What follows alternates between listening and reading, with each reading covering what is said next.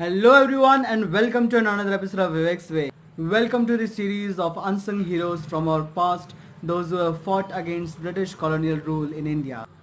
So friends, today I'm going to introduce Rani Velu Nachiyar, woman power in our very first episode, who fought against the British rule, and she not only fought bravely but also conquered her empire from the Britishers, and she ruled for 10 years on her empire, right? So let's begin the story of Rani Velu Nachiyar in our Unsung Heroes series.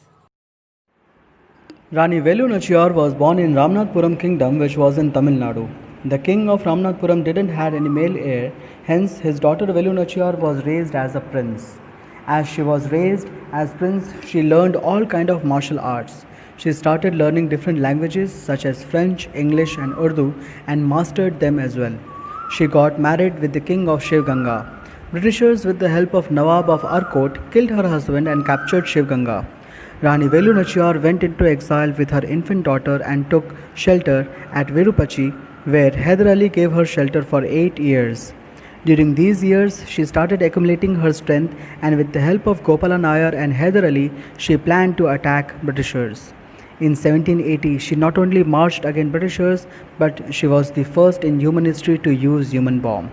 As I told, she not only defeated Britishers but also ruled Shiv Ganga from 1780 to 1790. Now I am going to tell the story in Hindi for my Hindi viewers.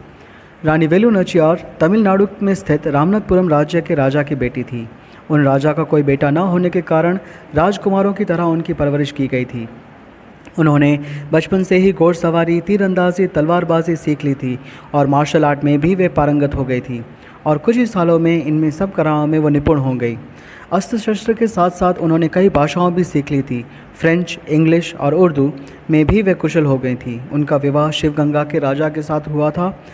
अंग्रेज सैनिकों से उनकी हड़प नीति के तहत आरकोट के नवाब के पुत्र के साथ मिलकर उनके पति की हत्या करवा दी और वेलु नचियार को अपनी मासूम बेटी के साथ 8 वर्षों तक विरुपच्ची में हैदर अली के आश्रय में छुपना पड़ा। इन वर्षों में अपनी सेना को तैयार की और गोपाला नायर और हैदर अली के साथ मिलकर अंग्रेज़ों के खिलाफ मोर्चा खोल दिया। सन 1780 में रानी वेलु नचियार ने न सिर्फ अंग्रेज़ों से लोहा लिया बल्कि उन्हें पस्त भी किया। रानी वेलु नचियार ने ही मानव इतिहास में पहली बार मानव बम बनाया और उसके द्वारा अंग्रेज़ों को तबाह किया।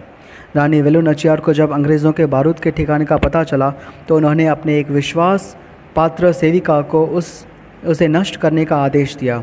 सेविका ने अपने आप को तेल में मलकर बारूद के ठिकाने में जाकर अपने आप को आग लगा दी और इसी तरह से उनके बारूद का ठिकाना नष्ट हो गया। वेलु नचियार ने उन बहुत कम शासकों में से थी जिन्होंने न सिर्फ अंग्रेज़ों को हराया बल्कि जीत कर अपना राज भी स्थापित किया, वो भी 10 सालों तक। तो इसी तरह से ये है भारत की वीरांगना रानी वेलु नचियार। उम्मीद है आपको इनके इतिहास जान के अच्छा लगा होगा और आप भी इनको मानोगे और ये स्टोरी ज़्यादा से ज़्यादा शेयर करोगे। और हाँ, वेलु नचियार के नाम पर भारत सरकार ने 500 रुपये का डाक टिकट भी जारी किया था।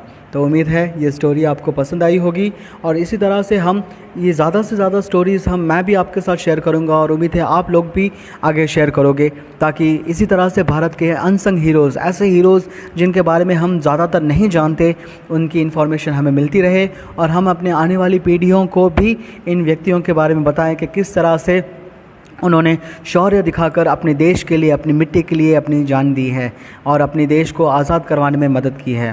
तो उम्मीद है दोस्तों आप इसी तरह से मेरे चैनल को लाइक करेंगे, शेयर करेंगे और सब्सक्राइब करेंगे।